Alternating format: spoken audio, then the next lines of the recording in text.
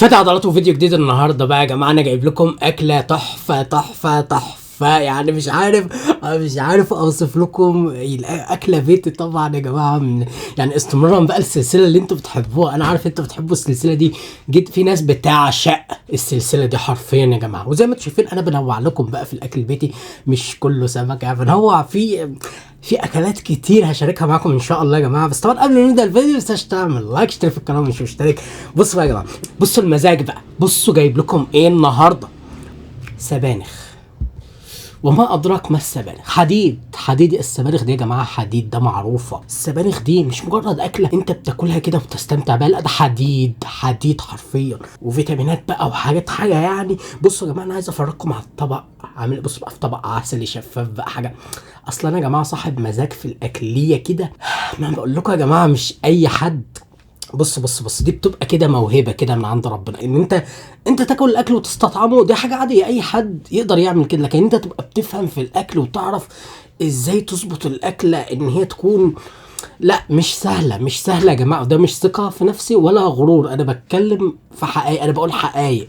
تمام، انا بقول حقائق. فبصوا يا جماعه، ان انت بقى سبانخ مع رز بالشعريه مع شوربه مع صينيه بطاطس فرن باللحمه، دي التوليفه دي نفسها، لا مش بشكر في نفسي صدقوني يا جماعه، بالامانه انا مش بشكر في نفسي، بس انا بقول حقائق فعلا. بصوا يا جماعه السبانخ، بصوا حتى الطبق، بصوا حتى ذوقي في الطبق اللي حاطط فيه السبانخ. مش اي حد يا جماعه يعمل كده. بصوا يا جماعه زي ما انتم شايفين هنا، بصوا طبق يعني بصوا يا جماعه، بصوا السبانخ. بصوا السبانخ عامله اوف، ولا اهدى يا جدعان، اهدى يا جدعان. زي يا سلام يا جماعه، يا ايه بقى يا جماعه، شايفين الجمال؟ شايفين بجد عامله ازاي؟ بصوا يا جماعه الجمال حاجه فيش بعد كده، مفيش بعد كده يا جماعه. شايفين يا جماعه عامله ازاي؟ والله يا جماعه انا ما قادر اوصف على الجمال والحاجات الحلوه ديت. استنى بقى اوريك التقيله بقى. بصوا يا جماعه الرز اللي بالشعريه، يا سلام يا جماعه. ده الرز في الشعريه البني ده عشق يعني. بصوا يعني انا مش عارف اقول ايه، منظر ساينماتيك. بصوا يا جماعه بجد عامل ازاي. بصوا يا جماعه انا مش محتاج اتكلم لان المنظر واضح، هو ده محتاج يتوصف اصلا. بصوا عن قرب، بصوا جمال، ايه يا جماعه ويا سلام بقى على طاجن الشوربه، والشوربه بالذات يا جماعه ما ينفعش غير في طاجن. دي بقى للناس اللي بتفهم في الاكل، ما ينفعش غير في طاجن. بصوا حاجه ساينماتيك جدا جدا. الشوربه يا جماعه بالذات ما ينفعش غير في طاجن. كفايه احساسك وانت بتشرب الشوربه وهي في طاجن. يعني يا جماعه هوصف اقول ايه؟ بس تعالوا بقى للتقيل بقى. بصوا لي بقى على الحلويات ديت، وقولوا لي دي تستاهل كام لايك. يعني انا راضي ذمتكم. دي الحلويات ديت الحلويات دي يا جماعه. يا اللحمه اتفحمت كده ليه؟ اصلا انا ما احبش اللحمه الا كده، بس عشان تبقوا عارفين بحبها تكون شبه انها قربت تتحرق. انا كده على فكره، واللي زي يا جماعه يكتب لي في الكومنتات بالمناسبه. والبطاطس طبعا هي مش ما كانتش قربت تتحرق، بس الاحساس جميل ان هي يبقى بردك عليها شويه صلصه كده من فوق، بتبقى جميله. غير بردك لما تبقى محروقه قوي وناشفه قوي، لا دي بتبقى جميله. وبردك اللحمه بتبقى حلوه ان هي مش محروقه قوي، عشان في جزء معمول عليه تسبيكه وجزء من غير تسبيكه. دي توليفه بقى كده يعني. دي بقى الناس اللي ذوقهم رفيع في الاكل هيفهموها، ان دي توليفه كده معينه بتديك احساس منعش جدا جدا جدا جدا جدا جدا من هنا للصبح يا جماعه. بصوا يا جماعه بجد المنظر عامل ازاي. بصوا بجد ايه ده يا جماعه. ما انا مش بشارك معاكم اي اكلات، خدوا بالكم يا جماعه، انا بشارك معاكم الحاجات اللي هي الحاجات الجامده قوي. بصوا يا جماعه المنظر اصلا عامل ازاي، بكلمكم بامانه يعني انا مش عارف اقول ايه، مش عارف اقول ايه ولا بيه بمزح يا شباب، معلش انا عارف ان انا دم خفيف يعني. بصوا اوف ولا عايز اكل بقى قبل ما يبرد يا جدعان. يا سلام، اوف ولا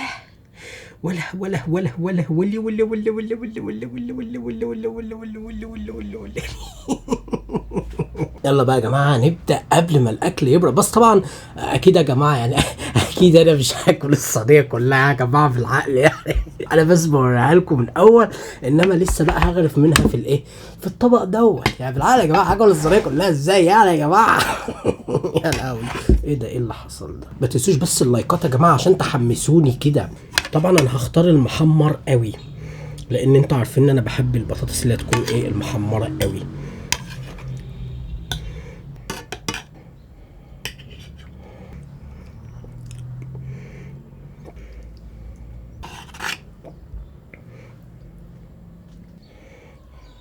خلاص انا عملت طبق حلو قوي. بصوا بقى اتفرجوا على الجمال والحلويات.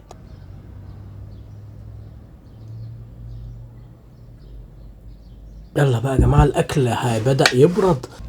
اوف اوف الشوربه بتتكمل. وجبت طبعا معايا شيدر، ممكن برضك ينفع يتحط مثلا على اللحمه او كده، الشيدر الحلو ده اللي بحبه.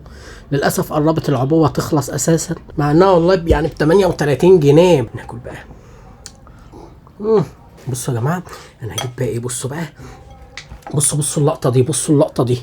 اوف ولا ولا ولا ولا ولا ولا ولا ولا ولا ولا ولا ولا ولا ولا. يعني يا جماعة على الحاجات الجامدة ديت يا جماعة. يعني بصوا بقى حطيت على الرز، يا سلام. الرز لحق يبرد امتى يا جماعة؟ مش مشكلة بس جميلة يعني يا جدعان. هقول ايه بس استنوا بقى. ناخد بقى حتة بطاطساية ونقوم حاطينها على الرز ونهرسها كده.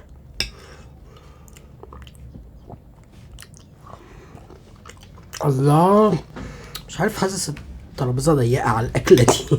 اصل حاجات كتير فايه.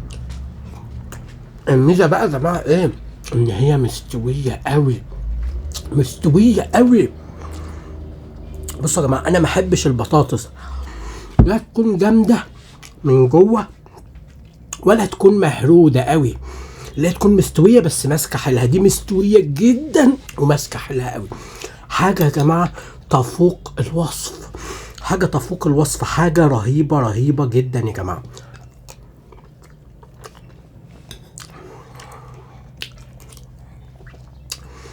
ناخد بقى، بصوا قطعه اللحمه دي اكبر واحده. بصوا يا جماعه، بصوا شكلها عامله ازاي اصلا. اوف اوف اوف.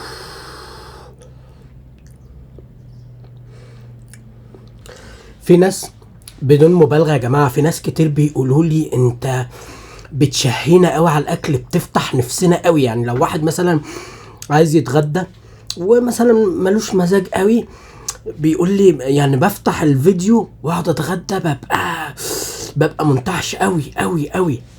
ناس كتير قوي لي كده بامانه وبدون مبالغه يا جماعه. على فكره دي لحمه متاخده من رقبه البقره او الجاموسه، الله اعلم، مش عارف. من رقبه يعني، اسمها لحمه رقبه، ما هياش زي الموزه. حتى تلاحظوا ما جواهاش ملبسه، بس لحمه جميله جدا برضه وحمرة قوي قوي من جوه. بصوا يا جماعه.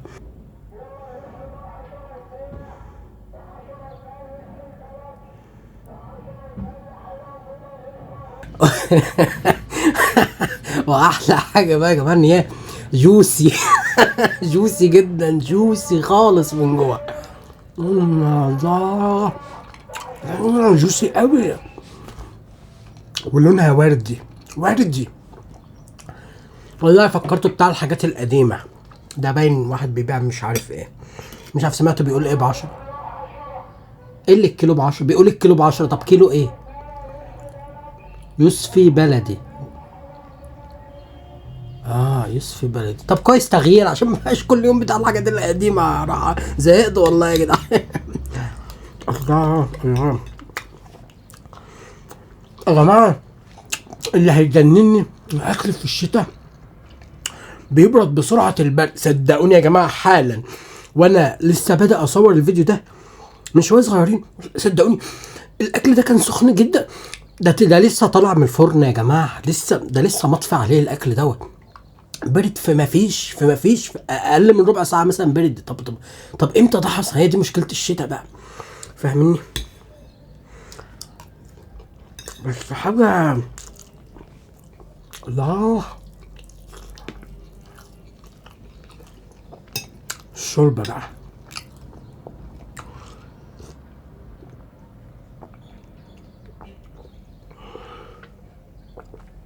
تحفة. هي المفروض بالمعلقة، ده المفروض، بس أنا عندي المفروض مرفوض. يعني أنا أحب أعمل حاجة بمزاجي، مفيش حاجة اسمها مفروض ومش مفروض. سيبكوا بقى من الاتيكيت ووجع القلب دوت. انا راجل، انا بتغدى عايز اتمزج في الاكل، ايه اللي اقعد بالمعلقه؟ افرض انا عايز اشرب الشرب كده بالطاجن على طول، دي بقى يا جماعه حريه شخصيه. الله. احلى حاجه في الاكله دي يا جماعه ان هي توليفه من الحاجات المغذيه جدا. يعني تخيل انت اللحمه عباره عن بروتين يا جماعه، ومعاها السبانخ حديد. شوفوا انتوا الحاجات دي لما تتولف مع بعض، والبطاطس اكيد البطاطس برضك ليها فوائد. انا بصراحه مش عارف فوائد البطاطس ايه بالظبط، او ايه الفيتامينات مثلا اللي جواها، او يعني ايه المفيد فيها بالظبط. بس يعني المهم اكيد ليها فايده برضك. الخضار معروفه، الخضار بوجه عام، البطاطس خضروات يا جماعه. الخضار بوجه عام بتبقى حاجات فيها فوائد رهيبه جدا.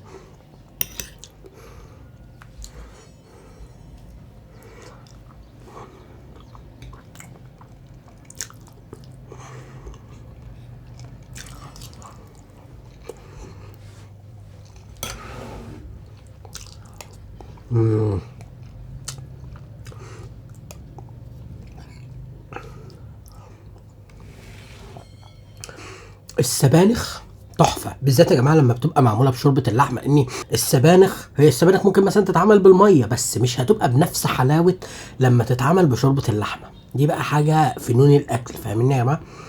ولازم يتحط جواها شويه رز. ما ينفعش السبانخ تتعمل من غير رز، غير ان في رز بره لوحده، لا في السبانخ نفسها جواها رز. لو تاخدوا بالكم انا وريتكم في الاول في الفيديو، لو تاخدوا بالكم هتلاقوا في جواها رز. فبجد يا جماعه حاجه، التوليفه رهيبه، التوليفه رهيبه. اتعلموا مني يا جماعه فنون الاكل، مش اي حاجه تنفع مع اي حاجه. الاكل ده يا جماعه ليه فنون، ليه فنون. صدقوني يا جماعه بكلمكم بامانه وبدون مبالغه، الاكل ده ليه فنون يا جماعه. يعني انا ممكن اعمل وقت لقطه صايعه، ممكن اعمل لقطه صايعه جدا جدا. بصوا يا جماعه، اتفرجوا على، عشان بس اتعلموا يا جماعه، اتعلموا. انا مش عارف والله يا جماعه اقول ايه. اتعلموا مني بقى. بصوا دي، شايفين الشريحه دي؟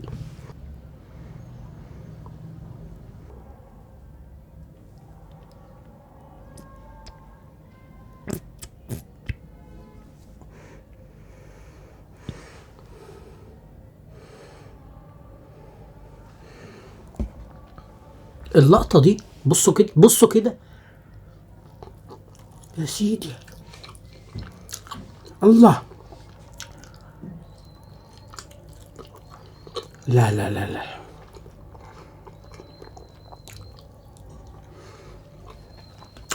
ما تقولوليش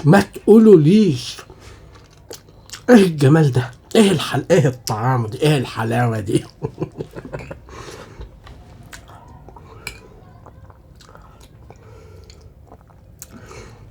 حاجه تحفه واكل مغذي جدا يا جماعه. على فكره يعني في ناس مثلا ما تحبش السبانخ، طب ليه؟ يعني تلاقي كده في عيال صغيره ما تحبش السبانخ، تبقى مامته عامله له سبانخ يقول لها لا يما انا بحب. طب ليه؟ ليه؟ اولا طعمها جميل جدا ومغذيه، طعمها جميل ومغذيه. السبانخ يا جماعه ده العشق، طعمها تحفه. تمام.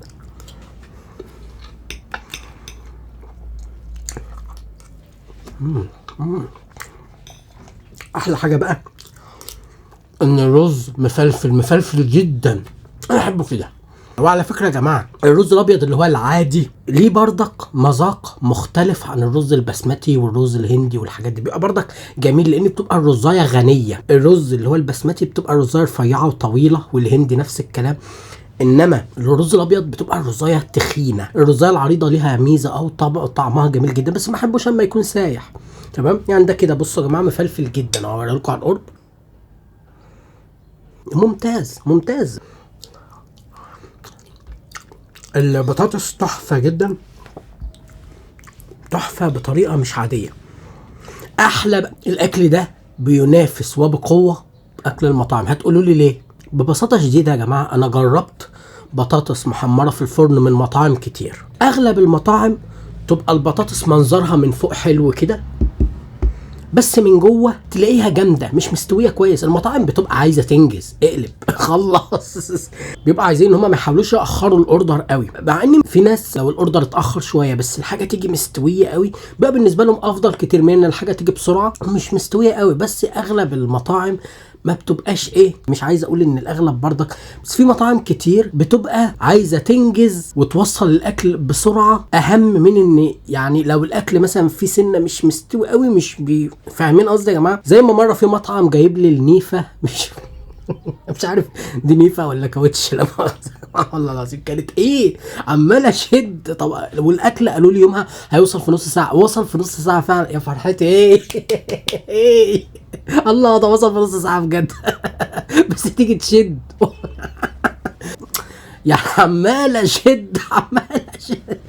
ده لو فردة كاوتش هتبقى اطرى منها، مش عارف، يا حاجه غريبه. بيعجبني بقى المطاعم اللي هي المحترمه، اللي لما تبقى الحاجه محتاجه وقت اكتر بيكون صريح معاك. مره في مطعم قال لي الاوردر هيجي لك في ساعتين، فبقول له ليه ساعتين؟ ده اغلب المطاعم بتجيب لي الاوردر في ساعه او اقل.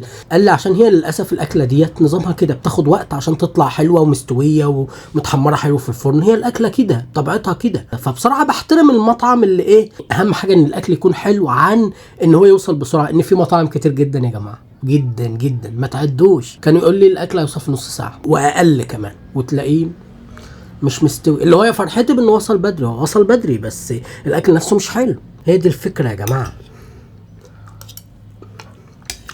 فهنا الاكله دي بتنافس المطاعم وبجداره، لان اغلب المطاعم اللي جبت منها بطاطس محمره في الفرن هي اسمها بطاطس فرن. عشان على فكره يا جماعه انا كان حاصل عندي لبسه قبل كده كلمه بطاطس محمره لما كنت بقراها في اي منيو مطعم، كنت مفكر بطاطس محمره يعني كده يعني في الفرن.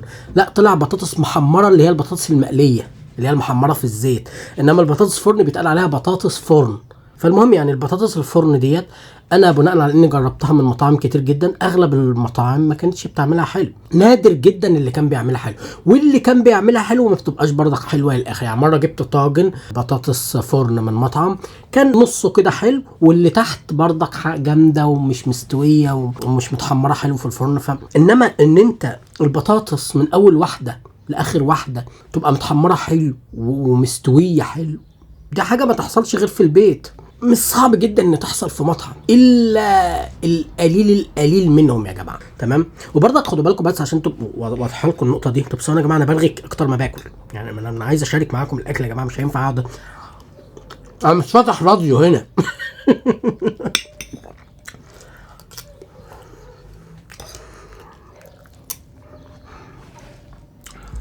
بص انا عايز اوريكم دي بقى بالذات. بصوا متقسمه تقسيمه من فوق بنت لذينه.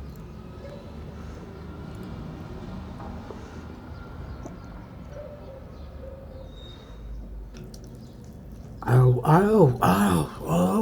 يا جماعة يا جماعة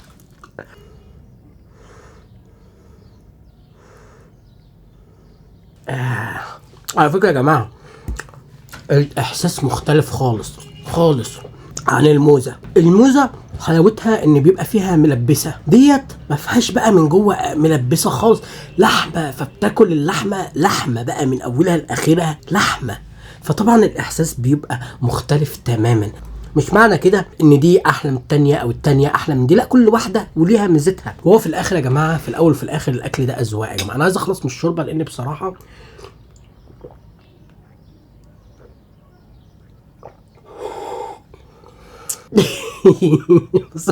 خلاص نسفته.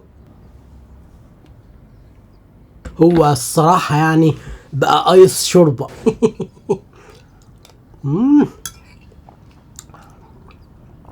انا ظالم السبانخ معايا يا جماعه، عمال اكل في الشوربه، عمال اكل قصدي في البطاطس وسايب السبانخ.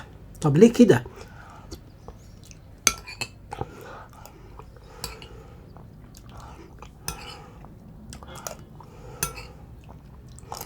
مع ان انا من الصبح عمال اشكر لكم في السبانخ.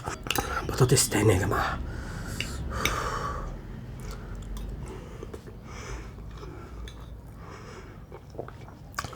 الله الله.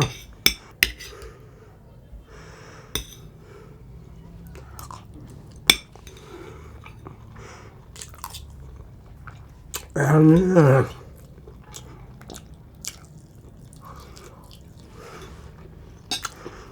بطني بدأت تتنفخ، مش قادر. اصل اكله تشبع قوي قوي، خاصه لما يكون يعني بطاطس معاها سبانخ، يعني حاجه صعبه قوي.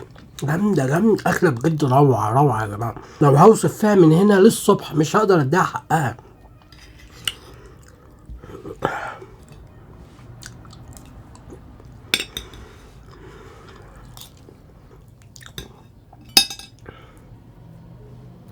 بصوا القطعه دي،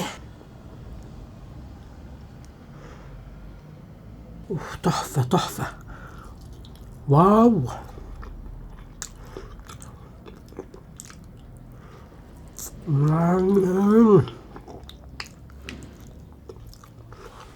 بصوا بصوا بصوا جواها ايه، بصوا جواها ايه.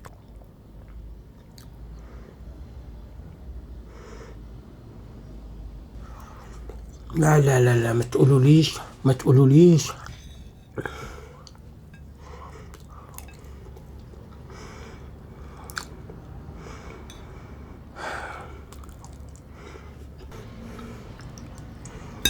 لا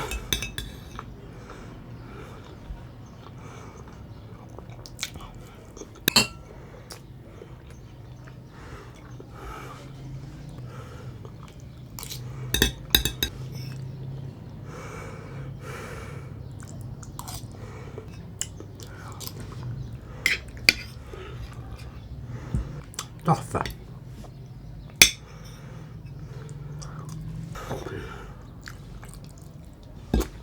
طبق رز لففته.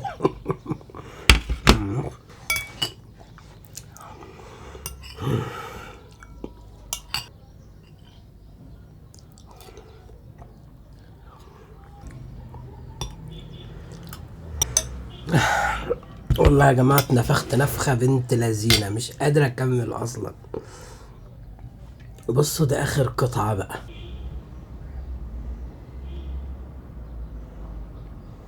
انا مش اخر قطعة، هو لسه في قطعة كمان بس انا ما عنديش قادر، هاكل دي وخلاص.